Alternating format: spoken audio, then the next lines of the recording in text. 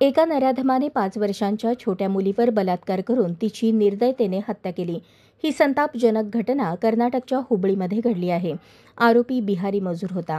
आरोपीचे नाव रितेश कुमार होते. 35 वर्षांचा रितेश कुमार बिहारचा राहणारा होता. पीडित मुलगी तिच्या घरासमोर खेळत होती. त्याच वेळेस रितेश कुमारची वाईट नजर तिच्यावर पडली. त्याने आपल्या मनातला घाणेरडा विचार प्रत्यक्षात आणण्यासाठी मुलीला पकडले आणि तिला एका शेडमध्ये घेऊन गेला. मुलगी रडत होती, आरडाओरडा करत होती. मुलीच्या ओरडण्याचा आवाज ऐकून लोक तिथे पोहोचले. पण तोपर्यंत आरोपी रितेशने मुलीवर बलात्कार करून तिची हत्या केली होती. लोक पोहोचेपर्यंत रितेश तिथून पळून गेला. मुलगी घरासमोर खेळत असताना रितेश तिला पकडून शेडमध्ये घेऊन गेला. हे सगळं तिथल्या CCTVमध्ये रेकॉर्ड झालंय. आरोपी रितेश विरोधात पॉक्सो अंतर्गत हत्या, पोलिसांवर हल्ला आणि हत्येचा प्रयत्न करण्याचा गुन्हा दाखल झाला. पोलिसांनी रितेशला पकडले. त्यानंतर त्याची काही कागदपत्रे घेण्यासाठी आणि त्याची ओळख पटवण्यासाठी त्याला त्याच्या घरी नेले. त्यावेळेस रितेशने पोलिसांवर दगडफेक केली आणि पोलिसांच्या तावडीतून निसटण्याचा प्रयत्न केला.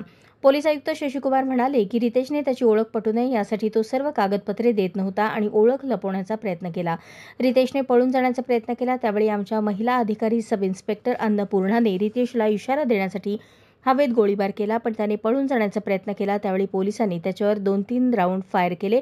त्यात एक गोळी त्याच्या पायात आणि दुसरी पाठीत लागली. रितेशला लगेच रुग्णालयात नेले. तिथे डॉक्टरांनी त्याला मृत घोषित केले.